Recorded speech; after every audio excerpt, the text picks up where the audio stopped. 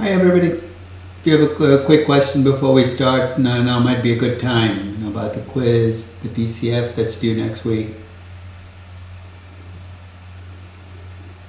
Laura, it's always been, I think you might be looking at the wrong syllabus. The syllabus for this class, it's always been next Monday.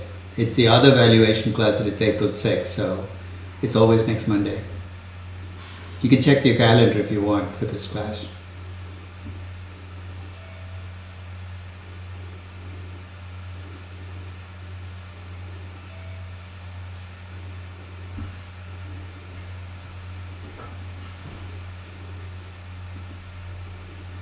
Hi, Professor. I'm just wondering, where do we submit our valuation model? Do we give it to our TA or? No. If you read the email, it says to email it to me with a specific subject matter in the email. So go back and review your email. It tells you. Okay, thank you.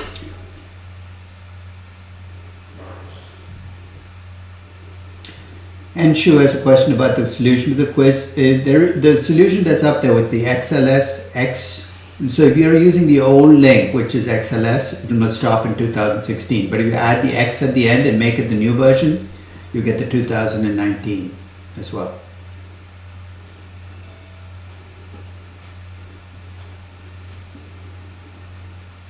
Professor, for the exam, since it's multiple choice for working out count, will we get some partial? No, I can't even see it. The computer corrects it.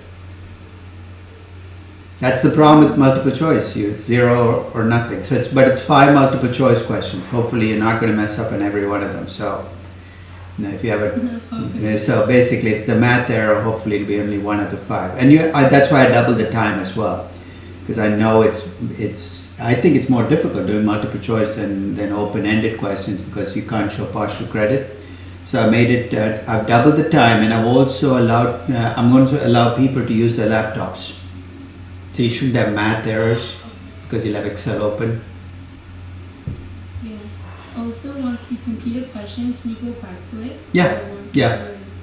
I've allowed for that option. Yeah. I'm going to give us, so I think we're all already there, so I'll start by talking about the quiz. So let's see how many people are in already. Okay. I'll give it a couple more minutes and then I'll talk a little bit about the structure for the quiz. Because given the time difference, I'm going to leave a fairly long window where you can do the quiz. Any time during that period, but once you open the quiz, you'll have only 1 hour. So, and if you're one of those people who had were going to the Moses Center and you're getting extra time, I've created a separate version. You get an hour and a half. I made it 1.5, but if any of you have twice the time, I know a couple of you have 2 times. Just let me know because otherwise I'll just put the 1.5 as the default. But I can change it to twice the time if any of you get double the time. I think most of you it's 50% more time if you're in the Moses Center. But just let me know. Okay, so I think as people join in, I'm going to start by talking a little bit about the quiz next Monday. The quiz is next Monday. It's going to be open for many hours. I'm thinking about 7-8 hours. I'll leave it open, so I'll have to figure out starting and an ending time. Reflect the fact that you're in different time zones.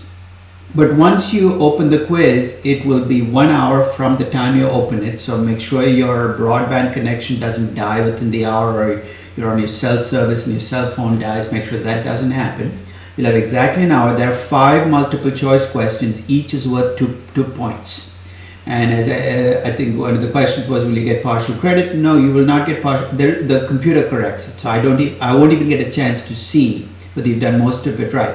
Which is one reason I don't like multiple choice questions, but unfortunately online there is really no easy way to do this. So check your answers. You're allowed to have, it's open book, open notes, open computer. You can even use your laptop. So you have much more leeway than you do in a typical quiz, and it's 1 full hour. So, it'll cover everything we've done through so basically all the way through the loose ends, which means everything from cost of capital to cash flows to growth rate to all the loose ends, dealing with cash, dealing with cross holdings. So review all of that stuff for the quiz because it's all fair game. Any questions about the quiz? Which before we start, you can unmute yourself and ask a question if you want.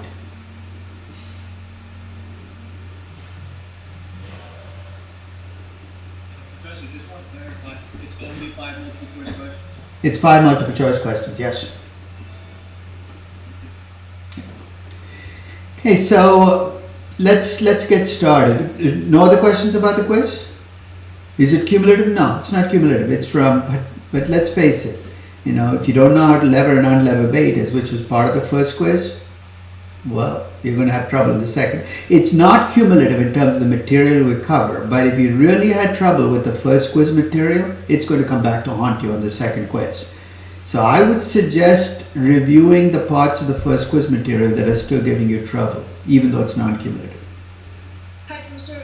Will you post any past quizzes on NY classes? I don't have to do it in NY classes, it's on the website, and you would have multiple emails with links to this, right? Okay, right. Okay. Professor, I have a question. Yeah.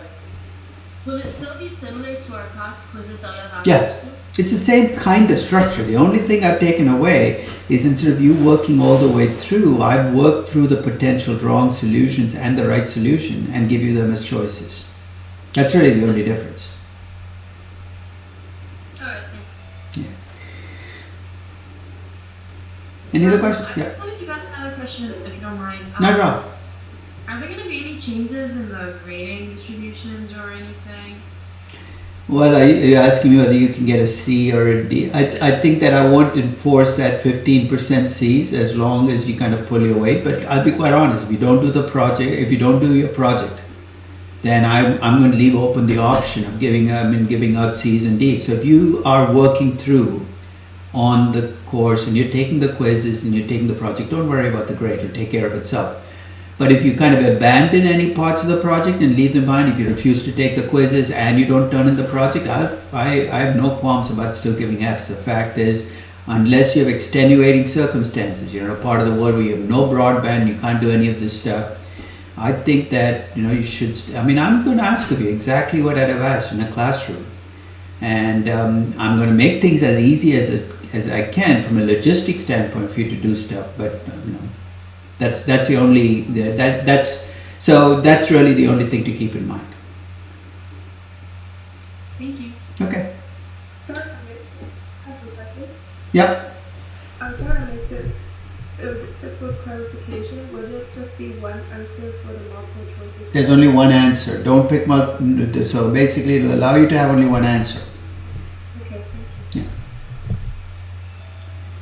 Yeah. Okay, folks. So let's go back and talk about where we left off last session. We were talking about valuing Amazon, and I talked about how I got the revenue growth number. And if you remember, it was almost reverse engineered, right? Because I visualized what I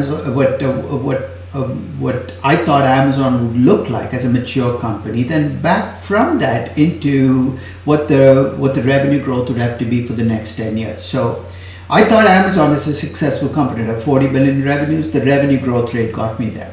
For the margin, I looked at the typical margin for brick and mortar retail, and over time I pushed the margin up for Amazon to that number. So that's a heart of what I did, and it really drives the entire valuation. So if there are any questions on this particular table, I'll take them now. Are there any questions on those two numbers? If you missed the last session, this is going to be completely mysterious. Try to catch up on that session. It's available on Zoom. I was able to figure out a way to download the stuff from Zoom and actually create a downloadable file and a YouTube file. So the class is up there for you to watch. So as you do, no questions? Okay. As you do this though, one of the things you want to be careful about is you have to remember that for most companies, scaling up is hard to do. You're saying, what does that even mean? Let's say you have a company, young company, it's growing at 80% in the most recent year. You're trying to sit down to project growth for the future. Remember, as you get larger, that growth rate is going to come down. It's going to come down pretty steeply for most companies. This is actually from a study that looked at companies that had just gone public. So these are the star growth companies. And what the study looked at was the growth rate at these companies relative to the growth rate of other companies in the sector in which it went public. So you're comparing the growth rate of your IPO companies, your star companies, young companies, to the growth rate of more mature companies. So 1 year after the IPO, no surprise, your IPO companies have a growth rate 15% higher than the rest of the sector. You're saying, there, that's why I bought these companies. 2 years after, if you track these companies, their growth rate is only 7% higher. 3 years later, it's 3% higher. By the time I get to year 5, your star growth companies look very much like the rest of the sector. What am I trying to show in this graph? That in most companies, growth fades fast. So if you have a company where growth stays high for the next 10 years, you have to tell a story that justifies why your company is able to pull it off. That goes beyond, hey, last year my company grew very fast, so it will continue to grow. So as you look at your company and you make it bigger on your spreadsheet, you have to start to get more conservative about the growth rates you apply. And along the way, don't forget the lessons we talked about with reinvestment, which is to grow, you need to reinvest money. And with young companies, the only way to estimate reinvestment, let me emphasize this again, the only way to estimate reinvestment is to connect it to revenues. You can't use the reinvestment rate approach because your operating income will be negative. You can't use historical growth because you have no income to grow. You have to link your growth to revenues. And that's why I use the sales to capital ratio.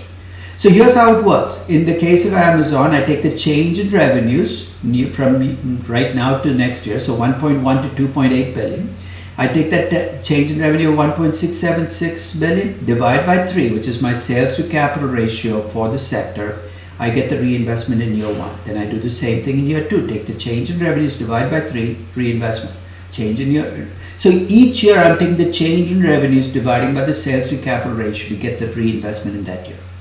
You're saying, what's in reinvestment? Everything. Your acquisitions, your R&D. It's a consolidated number. And it's a number that essentially also becomes my change in invested capital from year to year. Let me explain. In the case of Amazon, my invested capital was $487 million when I started my valuation. Because I'm reinvesting $559 million in year 1, my invested capital goes to $1,045. And every year I can keep track of my invested capital. You're saying, why bother? Because there's a simple test you can build into your spreadsheet to make sure you're not building fantasy companies. Because on a spreadsheet, you can get carried away. So here's what I do. I keep track of the invested capital I'm estimating for my company. I keep track of my after-tax operating income. And if I divide the after-tax operating income by the invested capital, I end up with a return on capital I'm assuming for my company based on my assumptions. Saying, how do I use that? Take a look at Amazon. Based on my assumptions about sales to capital and margins over time, my return on invested capital by the time I get to year 10 is a little over 20%. The question I had to ask myself was, am I comfortable giving Amazon 20% plus returns on capital in year 10? And in 2000 at this, I felt okay with it. And here's why.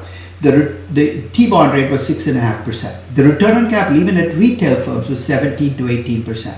So using a 21% return on capital did not seem to me to be an inconceivable number.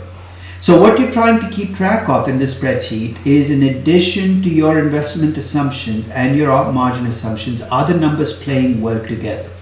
If you look at the spreadsheet that I have, I actually keep track of your return on capital over time. So take a look at what your return on capital becomes. One of the questions Stefano asked was, why is my sales to capital ratio constant over time? It doesn't have to be. That's part of your story as well. In this business, the retail business, I think it's very difficult to think about economies of scale. For instance, if you think there are going to be economies of scale when it comes to investment, you know what you can do? You can start with a sales to capital ratio of 3, but it can become 4 in your last 5 years. So if in your story you think your company is going to become more efficient about investing over time, you can change the sales to capital ratio. You can even build lags in. You know what I mean by lags? If you think that if you invest in year 1, your growth is not going to show up till year 3, you can build that in as well. There's a lot of flexibility in the approach that you can use to kind of reflect your company. Any questions on this table and why I'm doing what I'm doing? So basically all I'm doing in this table is making sure the assumptions I'm making about reinvestment and growth lead to a company that I can live with in steady state. How would you show that lag in Okay. growth? So what you'd have to do is, remember how I took the change in revenues in, let's suppose you think there's a 2-year lag between when you reinvest and when you get growth. You would take the change in revenues from let's say year 3 to 4. That's 9 and divide by 3 and use that as your reinvestment in year 1. So basically all you'd have to do is take the change in revenues in year 3 and then use that to get your reinvestment in year 1. Change in revenues in year 4 and get the reinvestment in year 2. So essentially all that will mean is moving the change in revenues and your reinvestment apart by 2 years. I see. Thank you. Why do you keep the sales and cap ratio constant throughout 10 years? We just talked about this, right? Basically, the sales to capital ratio it doesn't have to be. If you feel, for instance, that your company will become more efficient about investing in the future, that's part of your story, you can start at 3 for the first 5 years and then make it 4 or 5 in years 6 through 10. If you think it's going to get less efficient, you can start at 3 and then move down to 2. If you remember in my Tesla valuation, go back and review that Tesla valuation because many of these things I do in that as well. For the first 5 years, I give them a high sales to capital ratio because they have excess capacity. They already have the Shanghai plant. And then after year 5, I move the sales to capital ratio down. So it doesn't have to be constant. I see, thank you. Okay. Professor, how did you get the initial 3 for sales and capital? Well, that's the sales to capital ratio for the sector. That's why I report sector averages for every sector on my website, and it's part of the spreadsheet as well, is I looked at the sector average for retailing. For example, like Amazon today, where it's a multi-business. Well, then you'd have to look at the sales to capital ratio for the entire market. And like do the weighted average? Well, it's already a weighted average, right? Sales to capital ratio for the market. If you're in many businesses and you have a different sales to capital ratio, you're saying, you'd have to do a weighted average. It's a pain in the neck, but there's really no way around it. Just like a beta. Any other questions? Just a quick question out of personal curiosity. Did you buy more Tesla last week? Not yet. I'm not that courageous. I think I'll wait. I bought a couple of stocks last week, but neither was called Tesla. You know why I haven't bought Tesla? The valuation that you're saying is my value 420 and it's now down to less than 420. Did I buy? That valuation was when? When was it done? End of January, right? Do you think the risk premiums have changed since then? The default spreads? Am I more worried about distress now than I did then? Absolutely. I'll have to revalue Tesla. I don't think the value is going to be 420 anymore.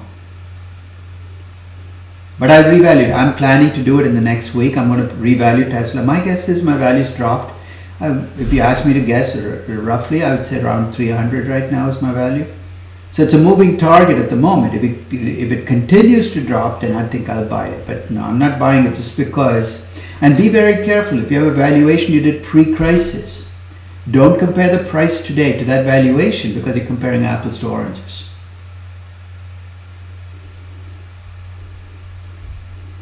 Any other questions? Okay, so Julie, go ahead. So in your Excel spreadsheet of Yeah. value Amazon, the depreciation, like you times the revenue growth rate you times is like 3 years lag, if I remember correctly. So there's a lag of the rate when you compute it. Not in Amazon, definitely not the case. Okay. I don't think I put a spreadsheet up with a lag. Most of the companies I've been valuing have been tech companies. There should be no lag. It's manufacturing and infrastructure companies where you get a big lag.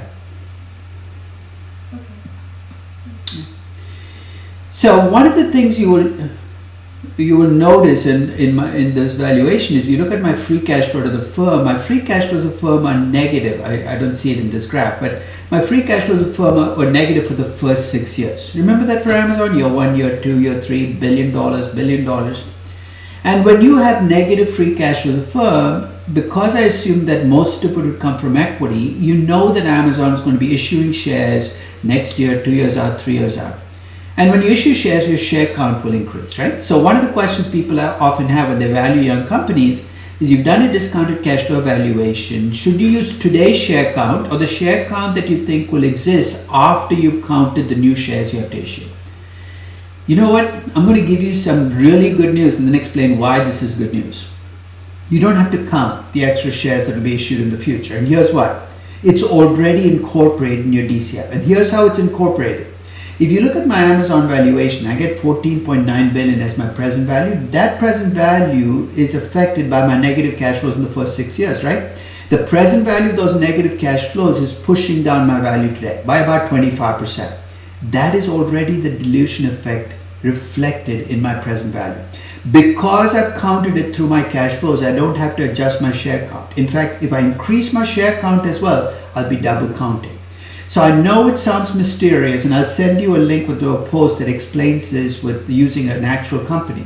But the share count, you can just reflect today's share count, even though you have a young company that's going to have negative cash flows in the future. The present value already incorporates a dilution.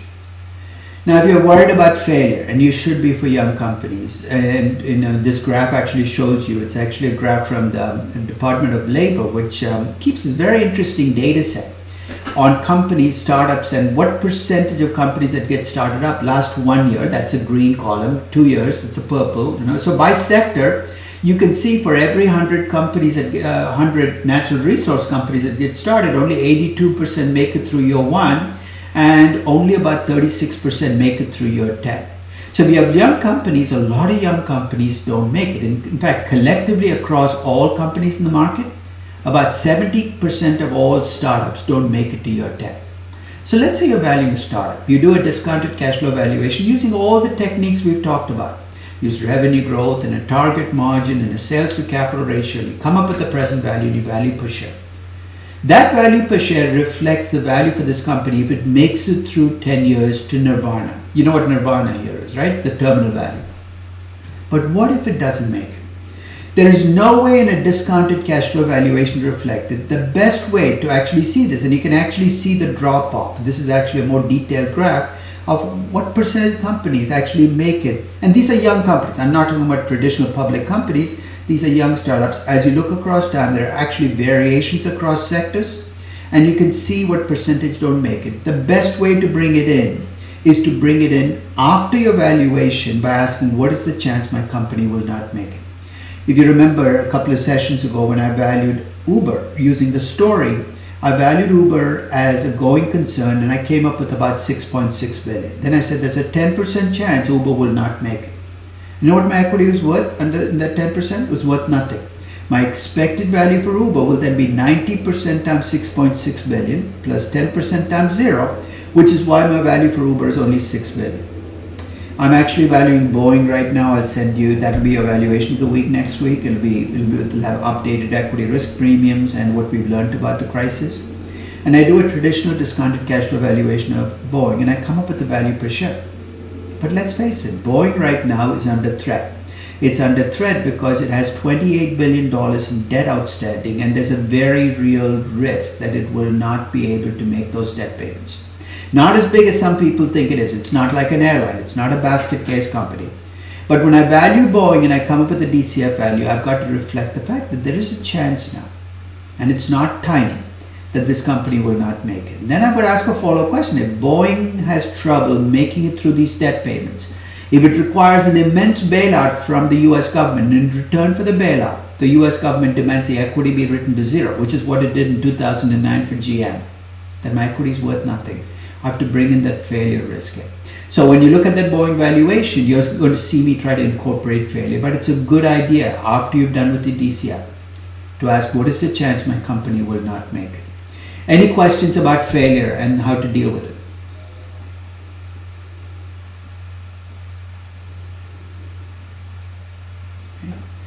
It is going to be subjective, so don't sit there beating yourself up saying, well, how do I know that it's 10 or 15%? Just ask yourself, is it going to be high or low? And then make up a number and move on, because it is an estimate you're making and nobody out there has a much better way of doing it. Maybe if you have a bond rating. Boeing's bond rating is dropped to BBB this week. You know what, the 10% of BBB rated companies over the next 10 years default. So you can say, given that BBB rating and given what S&P thinks, I think there's a 10% chance they will not make it. So that's one thing to think about, is one way to estimate that probability that your company will not make it. So let's wrap up here. So I came up with the value of $35 per share for Amazon. The stock was trading at 84, and I get ready to finish remember it was an online webcast. So I was doing my webcast, I'm getting ready to finish, and one of the participants asked a question. It's a very plaintive question, perhaps because she owned shares in Amazon. She said, is it possible that Amazon is worth $84 per share? My response was, possible is such a weak word. Of course it's possible. In fact, all I need to get to 84 is I need much higher revenue growth. So that's what's on the top axis there. Remember, I used revenue growth, the y-axis here.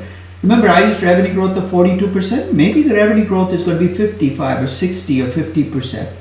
Or maybe it has much higher margins. A combination of higher revenue growth and higher margins will allow me to get to $84. So what I did was I looked for break-even points. So it's not rocket science. I sat there trying different growth rates and different margins. These shaded areas are all numbers greater than $84. So for Amazon in 2000 to be worth more than $84 per share, they would need a revenue growth rate of 60% and margins of 8%, or revenue growth of 55% and margins of 10%. And you can basically see the break-even points and then ask yourself, would I buy Boeing given these break-even points? It's just a different way of framing whether you'd invest in a company, is to look for those break-even points and see how much buffer you have. So it's a good way to ask the final follow-up question on your valuation. So after I was all done, this was the very last question. Somebody asked, aren't you worried you're going to be wrong? And I said, of course I'm going to be wrong. I'm going to be wrong 100% of the time. In fact, I've never ever done a valuation where I've been 100% right. You know what I mean by that? You do a valuation, you project out cash flows, and then year after year the numbers come in exactly as predicted. If that happened, I'd freak out. There'd be some Twilight Zone episode going on. You're always going to be wrong. With young companies, you're going to be horribly wrong. But remember, you don't have to be right to make money. You just have to be less wrong than everybody else. Remind yourself of it. It's a hugely comforting feeling, because all you can do is make your best estimates. You're in the dark just like everybody else. So I know many of you are saying this Corona crisis has made my life difficult. Hey, guess what? It's not just your life. Everybody's facing these uncertainties. Make your best estimates, accept you'll be wrong, and come back and revisit the numbers if you're wrong, because that's all you can do. And just to illustrate how this plays out, the valuation I did of Amazon in 2000, I got a $34 value. The stock was trading at 84. I thought it was overvalued. 1 year later, I revisited Amazon and I valued it again. And during that year, of course, the dot-com boom bust, the economy went into recession. My value went from 34 to 21. You're saying, that's terrible. Your value changed so much. Look at what happened to the stock price. It went from 84 down to 11. And in 2001, I was trapped. Trapped in what sense? It was another webcast I did for the CFA, and somebody in the webcast asked, would you buy the stock? And I had to stay consistent and say, yes, I'm buying. I bought Amazon for the first time in my life in 2001. In 2002, I revalued Amazon. You can't just sit on the original valuation because things changed. My value went up, the price also went up, but I held on. 2003, I revalued Amazon. The value almost doubled. You're saying this is great, but the price almost tripled. So guess what I had to do in 2003? I sold the shares. But it's not forever. 2006, I bought it again. I bought Amazon 4 times and I've sold Amazon 4 times in the last 20 years. And it's based on the fact that every year I value this company and I look at the stock price. So whatever company you're valuing, even though you might not pull the trigger right now on buying or selling the company, come back and revisit that company. It might be undervalued, overvalued today. It could become undervalued a year from now. Valuation is a dynamic, ongoing process. And this is something you're going to be playing. This is a game you're going to be playing pretty much for the rest of your investing life on a company. Any questions on the Amazon valuation or anything we've done over here? Yeah. One final wrap up before we finish off Amazon. I almost never do this because it's an exercise which is very humbling, but it's actually worth doing. Remember the 2000 valuation, I forecast numbers for Amazon for the next 10 years. In 2014, I actually went and looked at the actual numbers to see how close I got to the actual. So let's take 2001. My forecast was 5.6 billion. They came in well under because that was the year the dot-com boom bust. By 2010, I was predicting 41.3 billion. They were at 34 billion. 2011, they got slightly ahead. My operating income, I projected 43.83. They came in well below. So if you look at what Amazon actually did, they grew much faster than I thought they would, especially if you go all the way through 2014. Their margins didn't improve as much as I thought they would. So one of the reasons you see me revisit valuations is that the actual numbers come in, you get a chance to look at your original story and say, did I get something wrong? And redo your valuation. And in 2018, I valued them, September of 2018. This was my updated story for Amazon. Now in 2000, I valued them as an online retail company. By 2018, I changed my mind. In 2018, I valued Amazon as a disruption machine. And this is something I talked about, which allows them much higher potential for growth because they're no longer constrained to be just a retail company. So if you look at my projected revenues for Amazon in 10 years, this is based on 2013, I'm giving them revenues of 626 billion, which would make them the largest revenue company in history. No company in history has ever had revenues. I think Walmart is the highest revenue so far. It's about $500 billion. I'm giving revenues of 626 billion. The reason I can get away with it is they're going to be in everything. I am going to assume that over time their margins are going to improve, that they will use their pricing power and strength to do it. The only constraint I see on Amazon is regulatory pushback from governments and monopoly power, monopoly laws. But based on the story, which is an incredibly optimistic story, the value per share that I got in September of 2018 for Amazon was $1,255 per share. The stock was actually trading at $1,970. The stock was back to being overvalued, but I asked a follow-up question. Hey, remember each of the assumptions I made for Amazon, I'm uncertain about. I'm uncertain about the revenue growth. I'm uncertain about the margin. I'm pretty much uncertain about everything. In a Monte Carlo simulation, I can basically make every input into a distribution. So rather than treat the revenue growth rate as a single number, I made it a distribution where my expected number was still 15%, but it could be as low as 5 if I've screwed up on if it's more pessimistic, or 25. So my base number, my expected value is not changing, but I'm putting a distribution. My operating margin stays 12.5%, but I made it a distribution, a normal distribution with a standard deviation of 2%.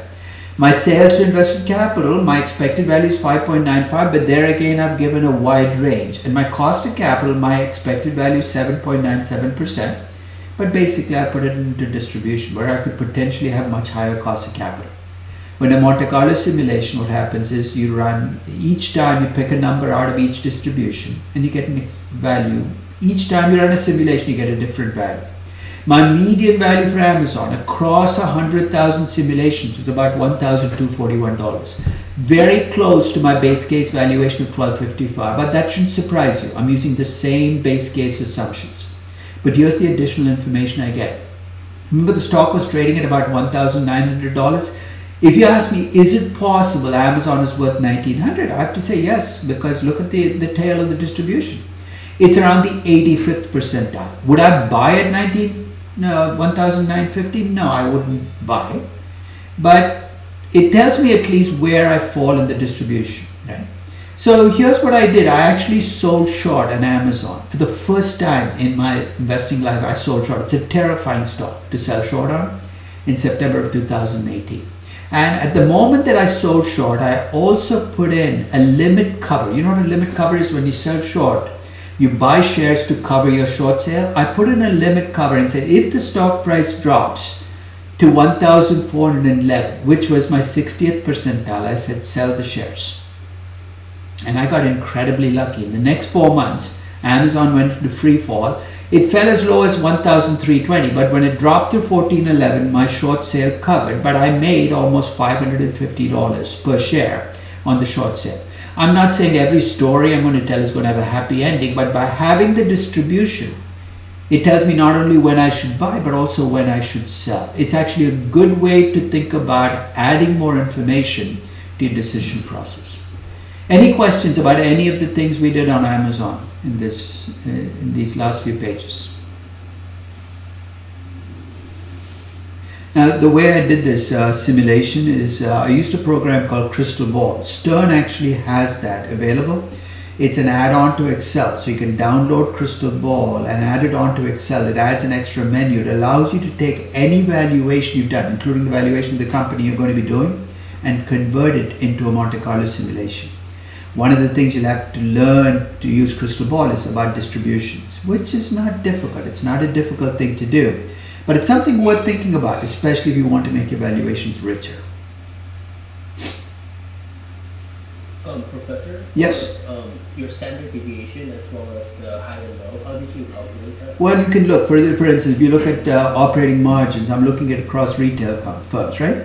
And if you look at 150 retail firms, some have margins of -3%, some might have 18%. So I'm actually using my cross. So rather than just use the average margin for a retail firm or whatever the firm is, or whatever the sector you're looking at, I'm looking at the entire distribution and trying to gauge from that distribution, what's the range, what's high, what's low, what does the distribution look like?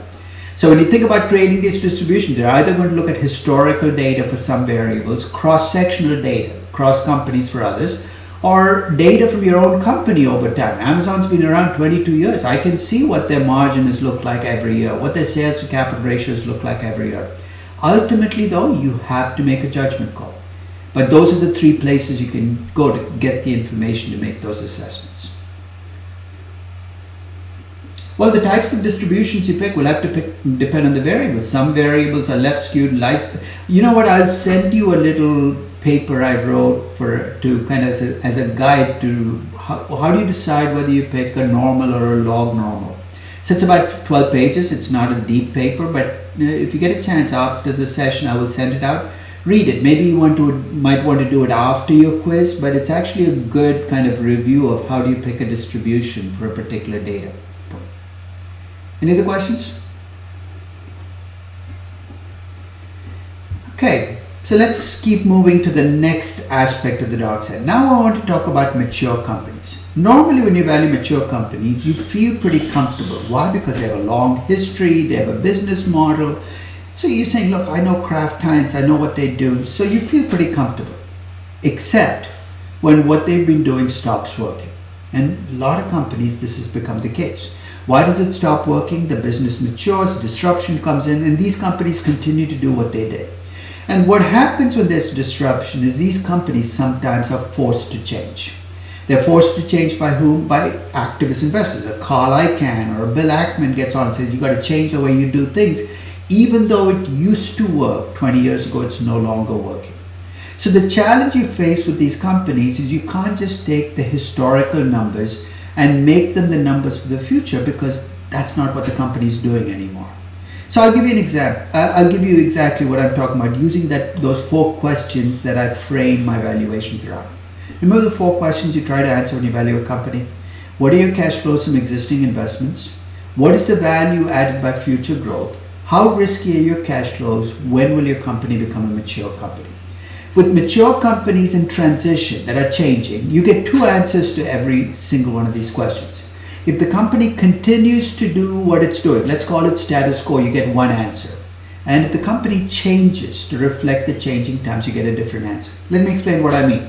Let's say the company's history is to reinvest 30% of its after-tax operating income. Its reinvestment rate is 30%, and it makes a 10% cost of capital. So you say my reinvestment rate is 30%, I'm making a 10% cost of capital. This is easy. 30% of 10% gives me a growth rate of 3%. That's a status quo. But let's say the business has changed and this company should really be reinvesting only 10%, not 30%. So its reinvestment rate should be much lower. And if it did that, it could have a much higher return on capital. Then, when you look at the company with the restructuring, it'll have a 10% reinvestment rate and a 20% return on capital. So with every question, you have 2 different answers depending on whether the company continues to do what it does or whether it changes to reflect the changing times. I know it sounds incredibly abstract, but let me give you an example. It's a company called Hormel Foods. It's been around a long time, almost 100 years. You know what its most famous product is? It's one of the most disgusting things I've ever eaten. Does anybody know? What does Hormel Foods make? Hormel chili. Hormel chili is not disgusting. I like Hormel chili. They have an even more famous product that only they make. Spam. Spam, exactly. Have you ever eaten spam? Anybody eaten spam? Don't eat it. Spam is meat that comes in a can with a shelf life of 2 nuclear wars. Don't even ask me how you put meat in a can and it can last 200 years, but spam can last forever.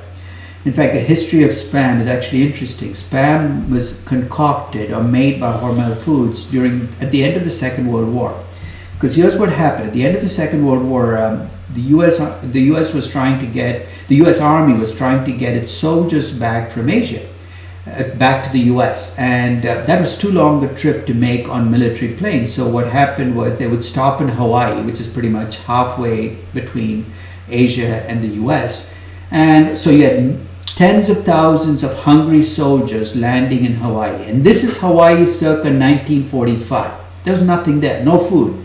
So the US Army put out requisition. They said, these are hungry soldiers and they're not vegan. They want meat.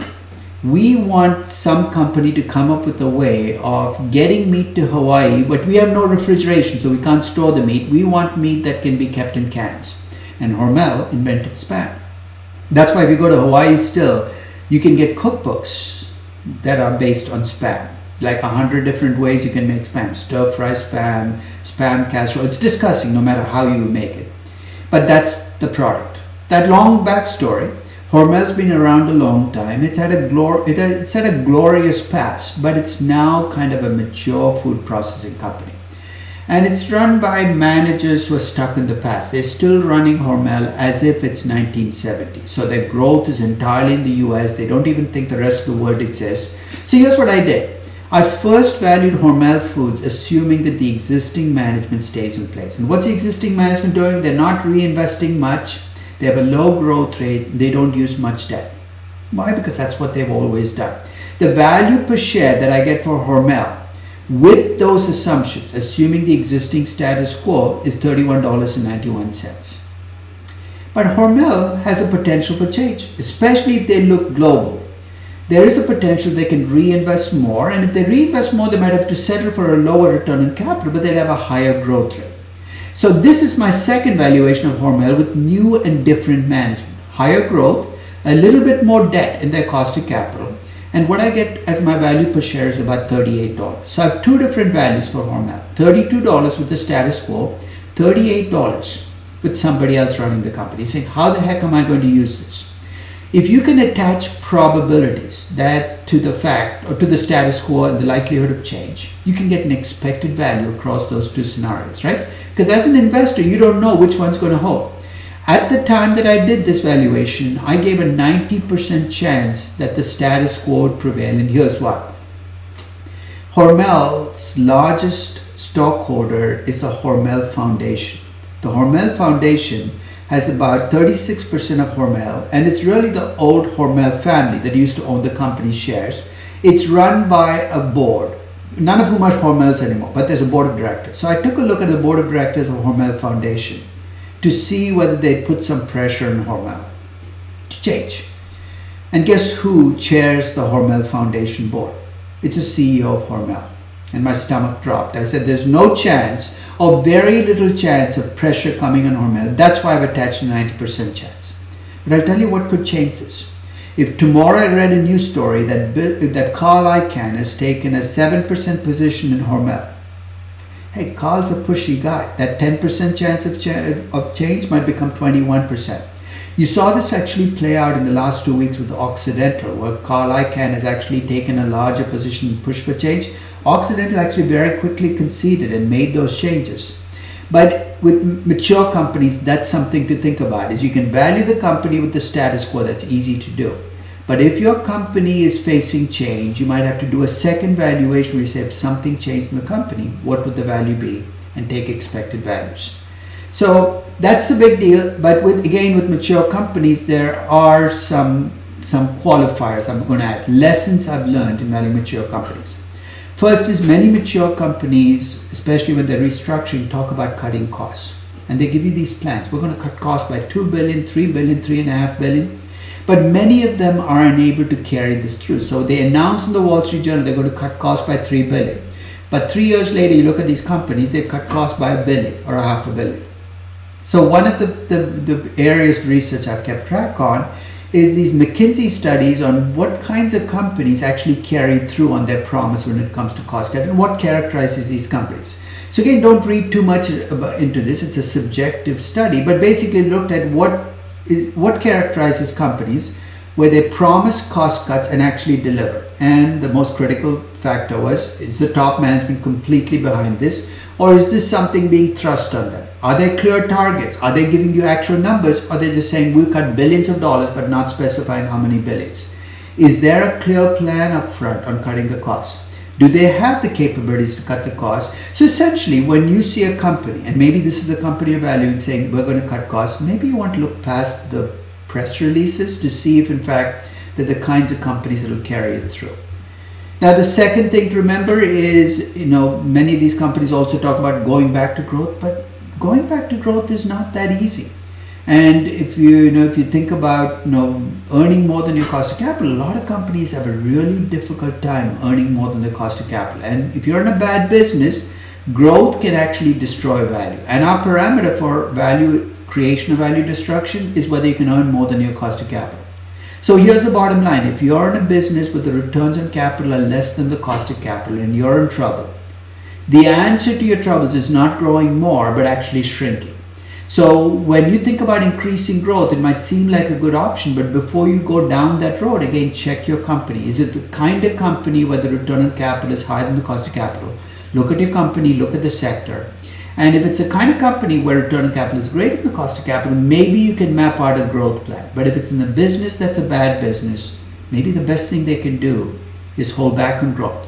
Become less ambitious, not more ambitious, because that'll make them more valuable as a company. And finally, on the cost of capital. Remember, for Hormel, I increased their debt ratio because I said these managers are not as conservative. You're saying, why did you pick 40%? No. Why not 10%? Why not 80%? Why not 70%? I teach two classes. I teach a corporate finance class before I teach the valuation class, and from MBAs, many of them take both classes. My online version of my corporate finance class is actually on my website if you want to watch a few of the sessions. And one of the things we talk about in corporate finance is an optimal debt ratio. What's the right mix of debt and equity for my company? It's actually not rocket science. Here's what I do. I take the debt ratios. I go from 0 to 90%. This is Hormel. Remember, as my debt ratio goes up, my beta will go up. Why? Because it's a levered beta. And as my debt ratio goes up, my cost of equity goes up. And as my debt ratio goes up, my bond rating will go down. Why? Because my interest expenses will climb, my coverage ratios will decrease. So these are my synthetic ratings. So what I'm doing here is actually computing what my cost of equity and my cost of debt will be at every debt ratio. You're saying, how's that going to help me? Remember, the weighted average of your cost of equity and the cost of debt is your cost of capital. So if you look at this column, you see my cost of capital for Hormel over time. And you can see that initially, at least, raising debt lowers my cost of capital. Right now, they're at a 10.39% debt ratio. Their cost of capital is 6.79%. If they keep borrowing money, their cost of capital keeps going down. But once you get to between 30 and 40%, it levels out, and then it starts to go up again. That's why I stopped at a 40% debt ratio. If it had continued to decrease until 70%, I'd have been more inclined to go to 70%. So there is no rule of thumb here. You have to kind of get a sense of what the right debt ratio is for your company. Don't just arbitrarily raise the debt ratio for your company saying, look, my cost of capital went down, because that might not be realistic and might actually get your company into trouble. So to do this right, you actually estimate the cost of capital at different debt ratios. But if you don't have the time to do that in your valuation, at least look at the typical debt ratios of the sector. So if you're in a sector where everybody else has 30% debt ratios and you're at 6% and you have the capacity to borrow more money, at least move your debt ratio to 30% and see what happens to your valuation. So mature companies, again, reviewing. Most of the time you have lots of data, you have a lot of history, and you're going to be tempted to just take that data and history and just project out into the future. But remember, if your company is facing change, and some of them will change, that valuation is not going to be a realistic valuation. You got to ask a follow-up question. What can I change in this company? It's really an exercise in restructuring, and you got to value the company with the restructuring and come up with a different value. Even if you're not comfortable attaching properties, show me both values, status quo value, optimal value if need be. And if you're doing things right, your optimal value should be higher than your status quo value. It's a very useful analysis to do, because later when we talk about acquisitions and control premiums, this is the process we're going to use to estimate the value of control. So I'm going to pause for a couple of minutes and open up to any questions you might have about valuing mature companies, because some of you are valuing mature companies. You're going to be tempted with the historical data to you do financial modeling, project numbers out. And my advice is please be careful, because that's going to kind of create some issues for you if your company is facing change. Pablo, go ahead. One thing I didn't understand was, can you explain again why sometimes growth might be detrimental for a mature company? Well, for growth to create value, what has to be true? Your return on capital has to be greater than your cost of capital, right? Remember when we did growth, that was the key. It was good growth, bad growth, average growth. So if you're in a business like the automobile business, where the returns on capital for the entire business have dropped below the cost of capital. When Volkswagen asks how quickly should I grow, my answer is maybe you shouldn't grow. Maybe you should shrink as a company. So that's really the driver, is look at what kinds of returns on capital you see in that business. And if the returns on capital in a business have dropped below the cost of capital, it's a bad business. Growing in a bad business will only destroy value. Right, thank you. Okay. Any other questions? Yeah, go I ahead. have one question. Yep. So back in my corporate finance class, our professor taught us that like the capital structure and the how much value you get out of having more debt comes purely from the having the debt shield, and you cannot really estimate the perfect cost structure. I won't name names, but he was absolutely wrong. Okay, because he said there's a direct cost and the indirect cost, and the indirect cost is not estimable, so you cannot really estimate. That's a cop-out. That's a complete cop-out. So go watch my sessions on capital structure. I'm not picking on your professor. Maybe I am. But that's absolute nonsense. Okay. It's difficult to do, but everything in life is difficult. Doesn't mean you can't do it. And this approach doesn't require indirect or maybe he was using that APV approach, which is another crapshoot that was invented at the University of Chicago. I don't need an indirect bankruptcy cost. All I'm looking at is a cost of capital.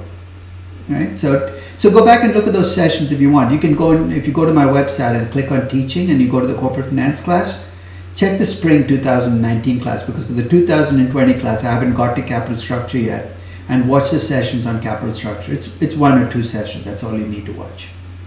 Okay, thank you. Okay. Any other questions?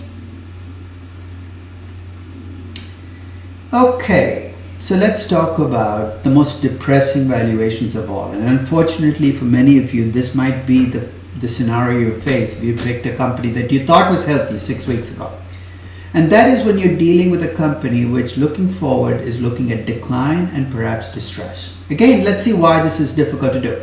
Let's say you're dealing with a company, let's give it a name, JC Penney. I hope none of you picked JC Penney or Bed Bath & Beyond, but if you did, when I ask you what are your cash flows from existing assets and you show me your history, you know what your history is going to look like? Shrinking revenues, margins dropping over time, depressing.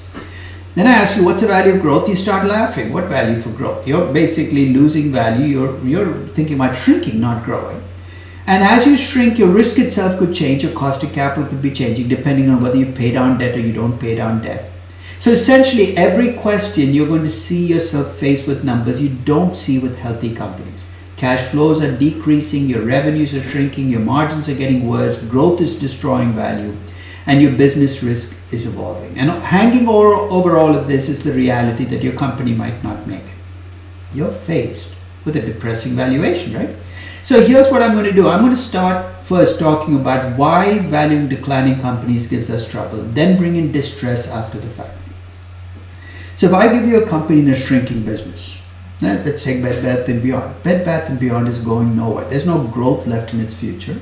The question is, can it manage its shrinkage? You have to be willing to use a negative growth rate. You know what I mean by that? When I ask you what's your growth rate for the next 5 years in revenues, your expected growth rate might have to be minus 5%. The reason we're so uncomfortable doing this is human beings are hardwired to be optimistic. So when I ask you to put a negative growth rate, part of you says, no, that can't happen. But it does happen. It can happen. So with declining companies, the first thing you've got to get over is the fact that your revenue growth could be negative for the near future, and your margins can actually be shrinking.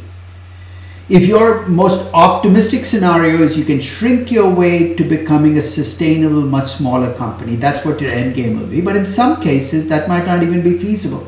You're going to have to shrink and eventually liquidate. So rather than having a terminal value, you might have to have a liquidation value. So here's the difference. Healthy company, you have positive revenue growth, improving margins, big terminal value. Declining companies, you have negative revenue growth, your revenues are shrinking, your margins are coming down, and your end number is not a terminal value but a liquidation value, which is going to be a fraction of a terminal value. Your worst case scenario when you have a declining company is the managers running the company are in denial. You know what I mean by in denial? They don't realize they're a declining company in a declining business. They act like they're middle-aged or young companies. They want to grow. They want to take investments. And that could be devastating for you as an investor because they're growing in bad businesses. They're taking your money and investing in more and more. When Marissa Mayer was made CEO of Yahoo by the time Marissa Mayer became CEO was already in, forget about old, it was a Walking Dead company. But what did Marissa Mayer do for the first 3 years? She bought Tumblr, she did this, she spent $4.5 to $5 billion before finally one day she woke up and said, sorry guys, this company can't be rescued. The $5 billion you spent is gone. So when you have managers that refuse to face the facts, it can cost you. And when you're doing valuation, that's what you worry about. Are my managers realistic enough to stop investing because the business is bad? Or they can keep trying, and in the process cost me more money. So that's the first thing. So let's do an example here with JC Penney. Okay, so this is a valuation I did in 2016, and in hindsight, this is probably an optimistic valuation. So here's what they had. They had revenues of $12.5 billion and margins of 1.3%, but the typical margins historically used to be about 8 to 9%. So I sat down to value JC Penney, and I thought about, is there any potential for growth? And I remember the last time I went into a JC Penney, I left very quickly saying, I don't want to be in this store. There's nobody here. The cash registers are closed. The inventory is dead. So I put in a negative growth rate. Essentially, so JC Penney has lots of stores. It has mall stores, it has city stores, it has big stores, it has small stores. So here's what I'm doing. I'm shutting stores down, and I'm shutting my worst stores down. And I'm hoping that as I'm shutting my worst stores down, the stores I'm left with have higher margins. So what you're seeing me map out over time is a shrinking company. My revenues decrease over time, and as I shut down my worst stores, my margins improve, not to what they were before Amazon came along in the late 90s, but to about 2/3 of the way. So essentially my story is a depressing one, a shrinking company with steady state margins that are going to be pretty low. And I come up with a value per share of about 4.8 billion. But there is a real chance that JC Penney doesn't make it. So I put a 20% chance of failure. And this is what I meant about bringing in the failure risk separately. And when I bring in the 20% failure risk, the value that I get for the operating assets drops even more to about 4.4 billion. This is a valuation that is a depressing valuation because your revenue shrink, but it's realistic given the kind of company you value. So that's a declining company. I wasn't worried about distress for JC Penney as much in 2016, but the more you worry about distress, the greater this probability of failure is going to become, and your adjusted value will reflect it. So if you have a declining company where you're just worried about distress in the long term, this is the best way to deal with it. Okay?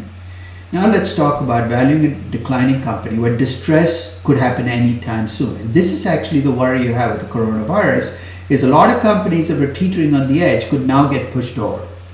Here you actually have to be explicit about estimating the probability of failure very quickly. It's because your value of equity will be your DCF value. And remember, your DCF value assumes your company makes it as a going concern, times the probability that you will survive, plus whatever you will get as an equity investor in liquidation if the company is pushed into default.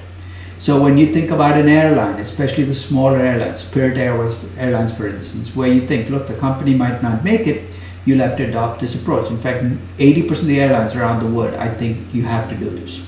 So you have to estimate a probability of default. You're saying, how the heck am I going to do that? The first is to use a bond rating for a company. And I'll give you a very simple way you can convert bond ratings into defaults, but it's based on history. And I'll give you an example. If you're a triple B rated airline, your probability of default is going to be about 9 to 10% because that's a history of the percentage of triple B rated company bonds that default. If you're a single B rated airline, your probability of defaulting probably went up to 20 or 21%. If you're a triple C rated airline, there's a 40 to 50% chance you will not make it. So if you're rated, I can use the rating to come up with the probability. The second is a statistical approach. It requires a lot of data and it requires that you get comfortable with an approach called Probits. It looks like a regression, but it uses statistics and data to estimate a probability of default based on companies that have defaulted before. That's a tough one to pull off because it requires access to data and statistical skill. The third is a trick, where if your company has bonds that are traded, you can reuse the traded bond price to back out a probability of default. You're saying, what are you talking about? I'm going to give you an example in a couple of minutes, but you can actually back out from a bond price the likelihood of default. So what you're trying to do here is essentially you're doing a decision tree. You're valuing a company with a DCF for the going concern. You're saying there's a chance my company will not make it. And you're estimating what your equity will be worth under that scenario, and you're taking an expected value. So you ready? Let's try this. This was a valuation I did of a casino company called Las Vegas Sands. Now, casino companies are notoriously over-levered and they tend to be run by megalomaniacs. And I'm not kidding. You look at Wynn Resorts, Steve Wynn. Las Vegas Sands is run by a guy called Sheldon Adelson. The guy built the company up from nothing, and in the last decade, 2000 through 2007, they're one of the fastest growing casino companies in the world. They were building new casinos in Macau. They actually, if you've ever been in Singapore, it's Marina Bay Sands, it's the Las Vegas Sands. So they were building casinos all over the world. And they were borrowing money to do it. Why? Because Sheldon Adelson owned 52% of the shares and didn't want to issue any new shares because he'd give up control. So he's building these huge casinos. Each was costing $500 million to $1 billion, borrowing money to do it. And when the times were good, people looked the other way. They had a lot of debt, but they said, oh, that's okay. They're a growing, successful casino company. Then 2008 hit. Just like the coronavirus, massive market crisis. And all of a sudden, people woke up and said, oh my God, Las Vegas Sands has lots of debt. So this is the valuation I was doing of Las Vegas Sands in February 2009. This is the heart of the crisis. And I'll tell you, as I was sitting down to value Las Vegas Sands, I was reading news stories about how Las Vegas Sands would not make it through the next 6 months when the next debt payment was due. I closed off my mind to all those bad news stories. I put my optimist hat on. And I'll explain what I mean by my optimist hat. Basically, I valued Las Vegas Sands as if it would make it back to health and be a successful company. So I said, look, I'll be an optimist, let's do it. And I fixed it. And I fixed it at least on my spreadsheet. How did I fix it? Well, this is a company that's a money-losing company with a lot of debt, right? How do you make a money-losing company with a lot of debt into a healthy company into a spreadsheet? Easy. I let revenues grow over time as the people who'd left casinos came back. I let margins improve back to what they'd been historically, so my losses became profits. And as I did that, I also paid down debt to bring my debt ratio down to what I thought was a reasonable level. It's so easy to fix distressed companies on a spreadsheet. So this is not an unrealistic valuation, but it's a valuation of what would have to happen for Las Vegas Sands to become a healthy company. And based on my assumptions, the value per share that I got for Las Vegas Sands, if it makes it back to health, was $8.12. The stock was trading at $4.25. Now, the question you need to ask is, hey, you know what? And the NOL carry forwards eventually help you on taxes, but that's a small part of the story. The tax rate goes up over time because as your NOL gets paid off, initially you have no taxes, but as the NOL gets paid off, your tax rates increase. Eventually you hit a steady state tax rate. So I finished the $8.12, stocks trading at $4.25. I actually did this presentation in 2009. And somebody asked, would you buy Las Vegas Sands? Your value is $8.12, the stock is $4.25. And I said no, and I had to go through some soul searching.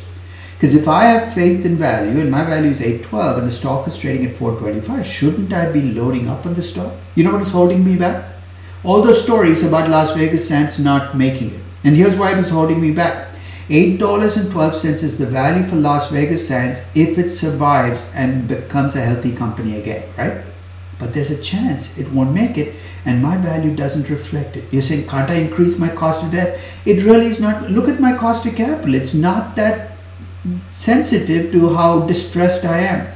A discounted cash flow valuation, the discount rate is a blunt instrument. It's not designed to carry things like, what if my company doesn't make it? So I had to bring that in explicitly after I finished my DCF. And here's how I did it. I went to the bond market and I looked up the rating for Las Vegas Sands. It was rated B+.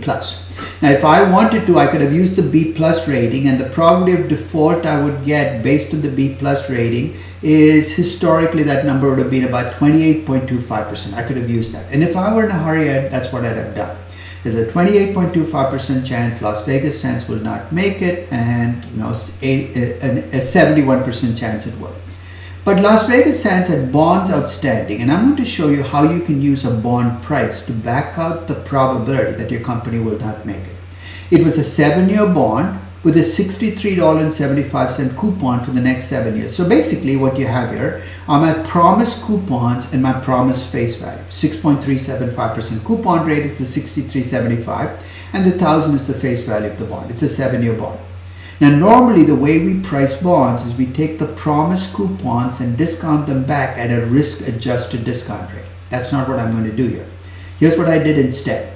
I took the expected coupons. You say, what the heck is an expected coupon? Remember, to get the promised coupon, my company is going to be has to be around.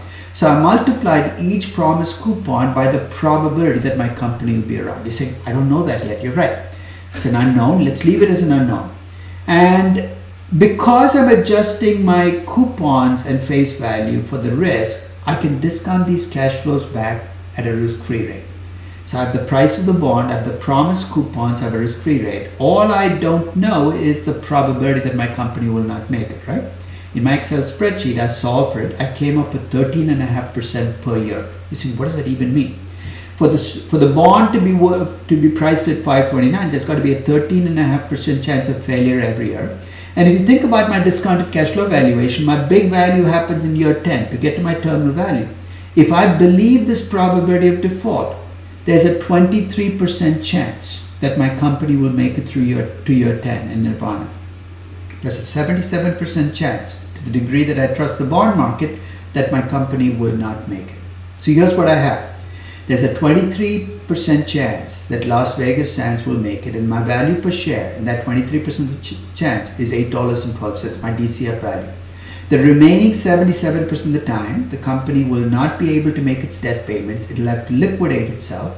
And guess what? They're going to get, if they try to sell all these casinos around, they're not going to be able to cover their debt value, which means my equity value is going to be zero. My expected value for Las Vegas Sands is $8.12 times the 23% chance they will make it, plus 0 times the 77% chance that they will. Next week, your valuation of the week is going to be Boeing. And I want to value Boeing because it's in the heart of the storm right now, right?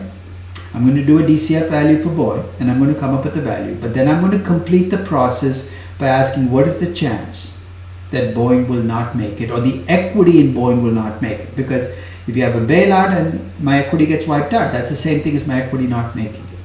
The only way I can complete my valuation of Boeing is to bring in that probability. And I'm going to talk a little bit about how I'll estimate that probability for Boeing. But remember this example, because this is the example where I learned how to do it, to attach that probability. Because if I hadn't done that, there would have been a lot of companies that look cheap.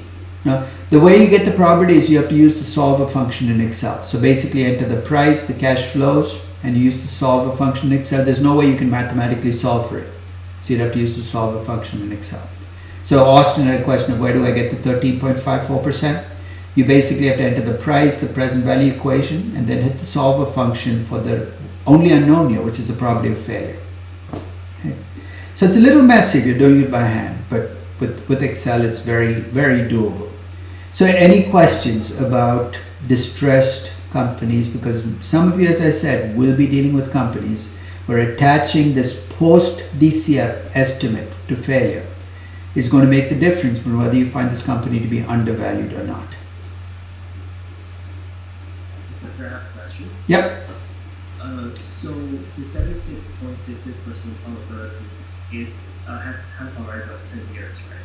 So let's say the company goes bankrupt in year 10, you'll still be able to get the next 9 years of cash. It is a shortcut. So maybe the question you're asking is, shouldn't I be estimating a probability of default in year 1? In a perfect world, that's what I would do, right? Because you can use a 1-year bond to estimate a 1-year default. Because many of these firms, what you actually have is the probability of default for these firms is going to be highest in year 1. You see why? Because the virus has created a crisis, and the crisis means that if you can make it through year 1, you're going to be okay. So the 77% really it's 55% in year 1, and then very quickly drops off as you get to the future years. So to the extent that this failure risk is imminent, it's not worth breaking it out by year. Do you see what I'm saying? If you think the failure risk is spread out over time, then I think it makes sense to do year specific numbers. But usually when you do this, it's because you're worried about next year, not what happens in year 8 or 9 or 10. I see. Thank you. Okay. Well, the distressed sale proceeds, I just took the real estate value of the casinos and I took 50% of that value, because there'd been a few casinos that had actually gone under in 2009. If you looked at what they got in it, I mean, how many potential buyers can you have for a casino? Can you imagine trying to sell, Caesars Tahoe or Caesars Vegas? I mean, there are like 3 people who can buy it, and they're all in trouble with you. So when you try to sell something in a hurry, especially in a business with assets this monstrous, you're going to give up a lot. So it's basically half of the real estate value of the casinos at the time that I did this valuation. For the 2769. Any other questions? I have one question. Go ahead. So there is enough talk in the media about the possible bailout package by the government. Yeah. So let's say you're an airline company. Well, how should you? First, you need to check the specifics of the bailout, right? Because we don't know the terms of the bailout yet. Just the fact that cash is coming to an airline doesn't mean your equity is saved. Because remember, GM got a bailout package in 2009 from the federal government. It allowed GM to survive as a company, but in return for the bailout, you know what the government required of GM? It actually had to take the existing equity and wipe out the equity. So the equity investors in GM were wiped out by the bailout. And even though GM made it back as a company, it survived as a company, the equity was worth nothing, the original equity. So until we know the specifics of the bailout package, I think we're jumping the gun. So because these bailouts are going to come with restrictions, so far it doesn't look like the US government is going to require, because Boeing actually yesterday preempted the bailout. If you read the news story yesterday, the Boeing CEO said, if in return for the bailout, the US government wants our equity, we don't want the bailout. So Boeing actually has been explicit that they don't want a bailout where their equity gets wiped out, but some of the more desperate airlines might have no choice. They might have to take the bailout, but you'll have to look at what the quid pro quo is. In return for the bailout, what will you be giving up as equity investors? Because until you know that, it's going to be difficult for you to value the equity as a result of the bailout. But we'll know that as soon as the law gets passed, we'll know the explicit quid pro quo. Makes sense. Thanks. Okay. Any other questions?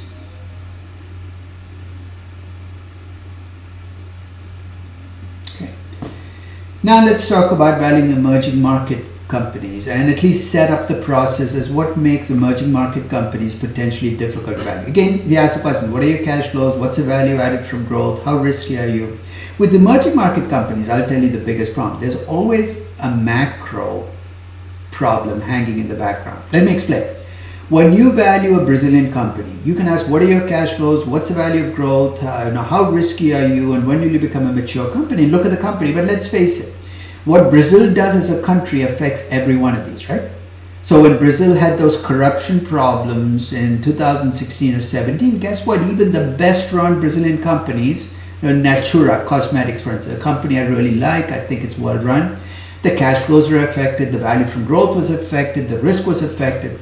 So with emerging market companies, there is always this country risk issue in the background. And one of the nice things about doing this late in the class is we've already talked about country risk. And with country risk, you got to use a scalpel.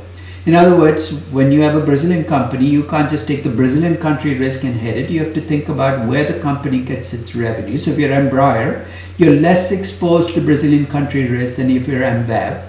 So one of the reasons I went through country risk in so much detail was because I knew this was coming. Many of you are going to be valuing companies with emerging market exposures, and I want you to wield a scalpel rather than a carving knife when you think about country risk. But country risk has to be incorporated, but it has to be incorporated carefully. Not all emerging market companies are equally exposed to country risk. So I'll leave you with this final valuation, and we'll come back and kind of flesh it out. This is a valuation of Embraer I did a long time ago, 2000. I actually bought Embraer after I did this valuation. But it's valuation in nominal, it was actually a valuation done when Brazil was going through one of its periodic country risk spasms. So, of course, Embraer is an aerospace company and it's a Brazilian company. The way I brought in country risk is by bringing in the lambda. In fact, this is a calculation I went through earlier in the class when I talked about lambda. This was the cost of capital calculation. So this is what I mean by a scalpel. Embraer is a Brazilian company, but I'm not punishing it with the entire Brazilian country risk because I don't think it's as exposed to Brazilian country risk as the typical Brazilian company. So by either using the weighted average equity risk premium or by using lambda, that's exactly what you're doing. You're wielding a scalpel rather than a carving knife. So with Embraer, the key number is there is country risk, but not as much country risk as investors were building into the valuation. One reason I ended up buying Embraer after this valuation was because investors were punishing Embraer like every other Brazilian company. I know, so as you look at this valuation, the only real number that's different from my previous valuation, the 3M valuation, is the country risk number. But the country risk effect on Embraer is far lower than in a typical Brazilian company because of where it gets its revenues. One final point, as you look at the airlines, I know the airlines are getting punished because the travel business is shut down. But you think people are using a scalpel when they go through? Or are they punishing the good airline companies and the bad ones? The high level, I think they're actually punishing every airline. So one of the things you might want to look at if you're looking through the rubble is those airline companies that are different from the norm. Southwest Airlines, Ryanair, because it is a lot less debt than a typical European airline. Maybe Singapore Air, it's on a more robust foundation than most other international airlines. So the same approach that allowed me to find Embraer to be cheap in 2004 might be an approach that allows you to find an airline that is cheap today, given how much punishment has been meted out in that sector. So I'm going to leave with that final point, but when we come back, I'm going to continue on our discussion of emerging market company valuations. But it'll be the day of the quiz. So actually, I'm going to make the quiz end before the class begins, so people are not leaving the class to get to the quiz. So there'll be an 8 or 9 hour window before the quiz in New York time. So I think I've set it for 6 a.m. New York time to 3 p.m. New York time. Anytime during that period, you can come in and take the quiz. And so you should be done by 3 o'clock, and by 3:30 you should be ready for the next class, and we'll continue our discussion of valuation. So before I leave, any final questions?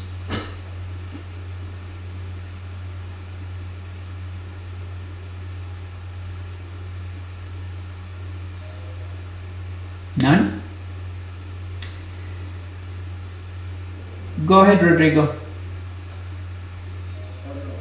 Oh, you had a question or no? No. Okay, so because I saw your mic come on. Wait, I have a question. Yep.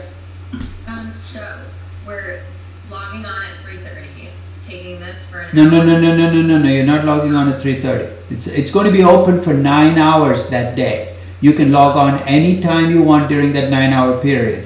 The reason I have to do that is 3:30 is going to be, because there are about 30 people in Shanghai from this class. Right. 3:30 is going to be 3:30 in the morning for them. So basically, I'm leaving a 9 hour window. You can open the quiz anytime during that 9 hour window. The 9 hour window will be. Full class period. You will have a full class period, or maybe that day I'll go easy on the class. Maybe I'll do only a 45-minute session.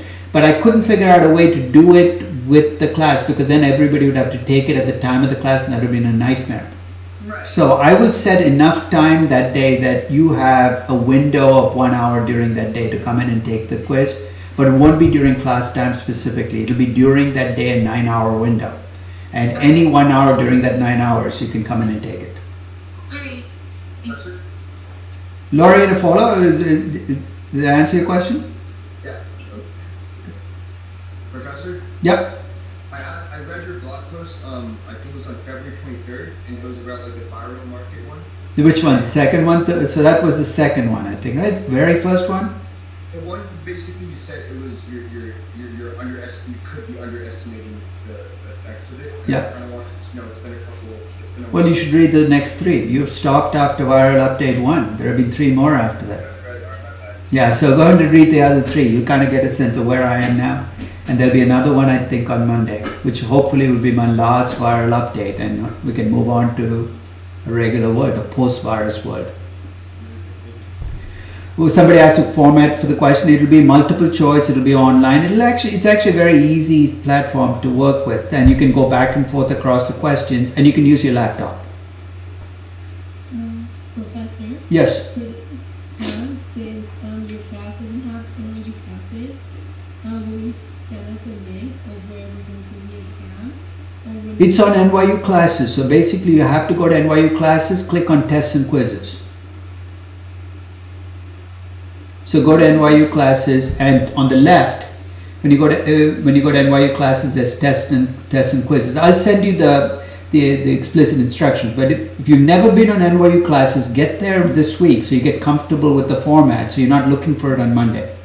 So get on NYU classes, and on the left you'll see a list of menu items, and one says tests and quizzes. You click on tests and quizzes, you'll see quiz 2. You click on it, and the minute you click on it, you have an hour. So be careful that you don't click on it until you're ready to take the quiz. What slides does the quiz cover? Everything to the end of loose ends, which was what, 40 slides ago. So basically it's through the employee compensation, stock-based compensation. So I don't know what page was that, 250 something. I have a question regarding something we did in the past in another class. Yeah. It's regarding the expected growth in even fundamentals if you have stable ROC and a reinvestment rate. When you use the change in working capital, is it a non-cash change? It's always a non-cash change. It's always non-cash. Always non-cash working capital. Okay, perfect. Thank you. Professor, I have a question. Go ahead. Do you think the markets have overreacted in the last couple of days with the bailout package news? You know what? One of the things I said in my last post was this is a pricing market, and trying to explain on a day-to-day basis why markets are doing what they're doing is not just an exercise in frustration. It's not worth it. Just markets would shoot up, markets shoot down. Did they overreact yesterday, the day before? Probably. Did they overreact last week when they went down 2,000 points? Probably. Overreaction is the name of the game in pricing. So it's the answer is probably yes to every single day's movement. They're probably overreacting. Why are they overreacting? Because people are terrified. They have no idea what's coming. So don't do anything rash based on that, right? Don't sell short on the market. Don't go long on the market. Don't react to whatever happened yesterday. And that's why I want to get back to basics. That's the only way you can get some sanity in a market like this one. Okay. Raphael has a question about you submit the projects as a group. You're already thinking about the project, Raphael? I'm impressed. I mean, that's not till May 11th. You know, I gave people the choice. Remember that email? I said if you can work as a group, I'd prefer it. Now, so if you can work as a group and submit the project as a group, I'd like that. But to the extent that's going to be difficult for you to do, then I'm okay with you doing your valuation individually and turning in just an individual valuation. Professor, this is fixed one. Yeah. Is 125% reinvestment rate extreme, or is that a policy? Is a what percent reinvestment rate? 125%. What depends on the company, right? If you're a high growth company where you have 50% growth in year one, 125% reinvestment rate might be too low. So unless you tell me what company you're talking about and what growth rate you have, so there can't be a low, high. There's no norm in this. It depends on where you are in the life cycle and how quickly you have to grow.